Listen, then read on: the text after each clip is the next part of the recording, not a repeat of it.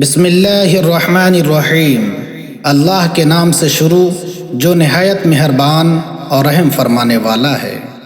محترم ناظرین کرام، اس ویڈیو میں ہم بتائیں گے کہ فرعون نے جب اللہ تعالیٰ کا حکم ماننے سے انکار کر دیا تو اللہ تعالیٰ نے اسے کس کس طرح عذاب میں گرفتار کیا، اور وہ عذاب دوسری قوموں کے عذاب سے کتنا ڈیفرنٹ تھا۔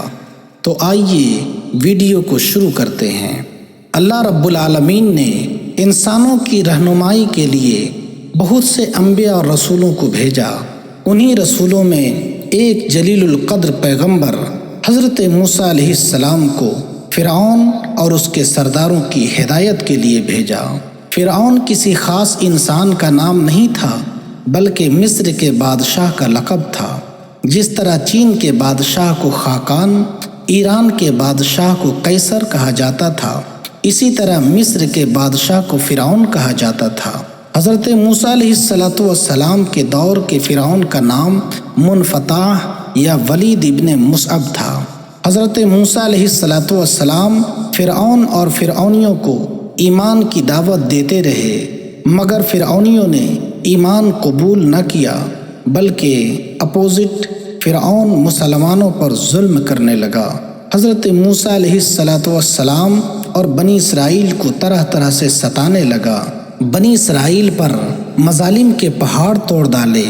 فرعون کے مظالم سے تنگ آ کر حضرت موسیٰ علیہ السلام نے اللہ رب العزت کی بارگاہ میں ان کے خلاف بد دعا کر دی۔ حضرت موسیٰ علیہ السلام کی بد دعا کے بعد اللہ تعالیٰ نے فرعونیوں پر کنٹینیو 5 طرح کا عذاب مسلط کر دیا۔ اللہ تعالیٰ خود قرآن میں فرماتا ہے، فَأَرْسَلْنَا عَلَيْهِمُ الطُّوفَانَ وَالْجَرَادَ وَالْقُمَّلَ وَالضَّفَادِعَ وَالدَّمَ آيَاتٍ مُفَصَّلَاتٍ فَاسْتَكْبَرُوا وَكَانُوا قَوْمًا مُجْرِمِينَ۔ تو بھیجا ہم نے ان پر طوفان اور ٹڈی اور گھن اور مینڈک اور خون، جدا جدا نشانیاں، تو انہوں نے تکبر کیا اور وہ مجرم قوم تھی۔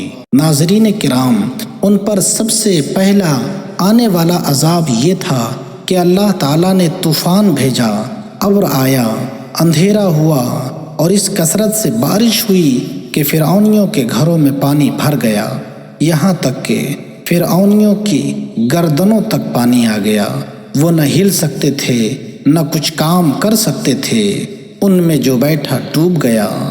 1 ویک یعنی سیٹرڈے ٹو سیٹرڈے مکمل 1 ہفتہ تک وہ اسی عذاب میں مبتلا رہے۔ حالانکہ بنی اسرائیل کے گھر ان کے گھروں سے بالکل متصل تھے، ان کے گھروں میں پانی کا 1 قطرہ نہیں آیا۔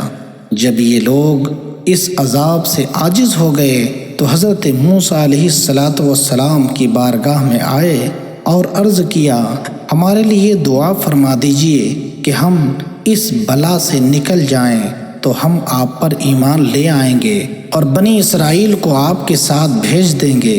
حضرت موسیٰ علیہ السلام نے دعا فرما دی، طوفان کی مصیبت ختم ہو گئی۔ اس کے بعد زمین میں وہ سرسبزی و شادابی آئی جو پہلے انہوں نے کبھی نہیں دیکھا تھا۔ کھیتیاں خوب ہوئیں، درخت خوب پھلے۔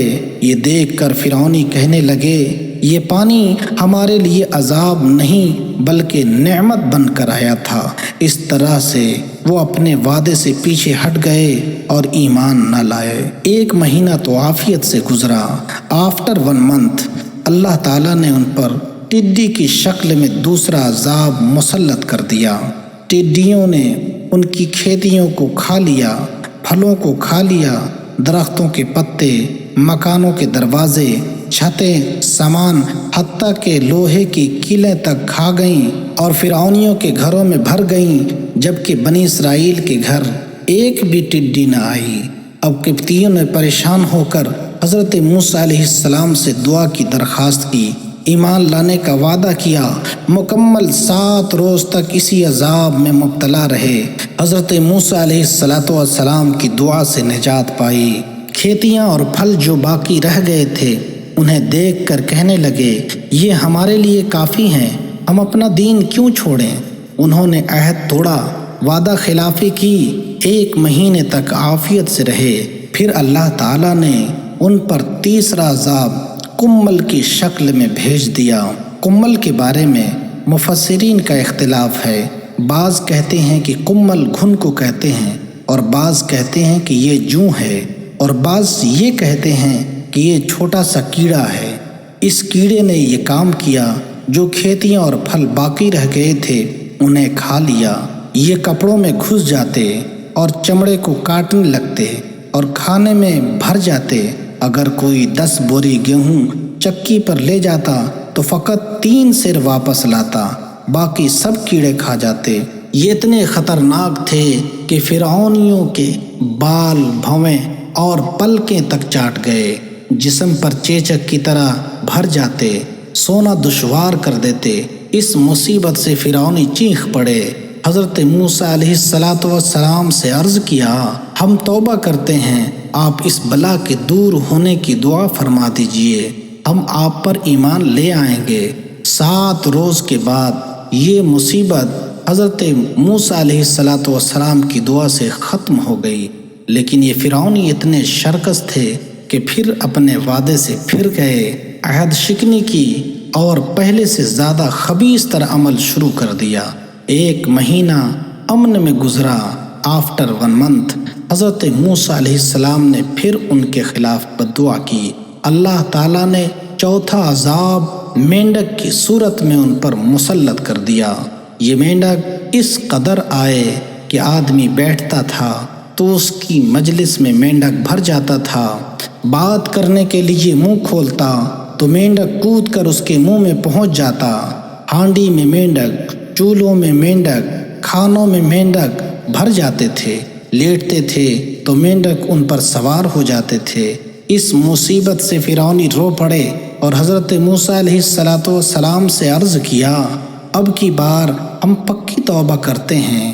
حضرت موسیٰ علیہ السلام نے ان سے عہد و پیمان لے کر دعا کی۔ آفٹر 1 week یہ عذاب بھی ٹل گیا، 1 مہینے تک عافیت سے رہے، لیکن پھر انہوں نے شرکسی شروع کی، عہد توڑا اور اپنے کفر کی طرف لوٹ آئے تو حضرت موسیٰ علیہ السلام نے ان کے لیے پھر بد دعا کر دی۔ اللہ تعالیٰ نے 5واں عذاب ان پر مسلط کر دیا۔ اب آنے والا عذاب یہ تھا کہ تمام کنوؤں کا پانی، نہروں کا پانی، چشموں کا پانی، دریائے نیل کا پانی، غرض ہر پانی ان کے لیے تازہ خون بن گیا۔ انہوں نے جب اس کی شکایت فرعون کو کی تو اس نے کہا، حضرت موسیٰ علیہ السلام نے جادو سے تمہاری نظر بندی کر دی ہے۔ انہوں نے کہا، کیسی نظر بندی؟ ہمارے برتنوں میں خون کے سوا پانی کا نام و نشان نہیں۔ فرعون نے حکم دیا کہ قبطی بنی اسرائیل کے ساتھ ایک ہی برتن سے پانی لیں، تو جب بنی اسرائیل پانی نکالتے تو پانی رہتا، جب قبطی پانی نکالتے تو اسی برتن سے خون نکلتا۔ یہاں تک کہ فرعونی عورتیں بنی اسرائیل کی عورتوں کے پاس آتیں اور ان سے پانی مانگتیں، جیسے ہی پانی ان کے برتنوں میں آتا خون بن جاتا۔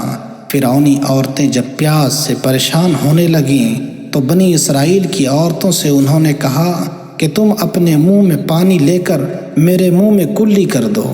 یہ پانی جب تک بنی اسرائیل کی عورتوں کے منہ میں ہوتا پانی رہتا، اور جیسے ہی فرعونی عورتوں کے منہ میں آتا خون بن جاتا۔ فرعون جب پیاس سے مضطرب اور بے چین ہو گیا تو پیاس بجھانے کے لیے اس نے تر درختوں کی رطوبت چوسی، وہ رطوبت منہ میں جاتے ہی خون بن جاتی۔ 7 روز تک پینے کی کوئی چیز میسر نہ آئی تو پھر لاچار حضرت موسیٰ علیہ السلام کی بارگاہ میں دعا کی درخواست کی اور ایمان لانے کا وعدہ کیا۔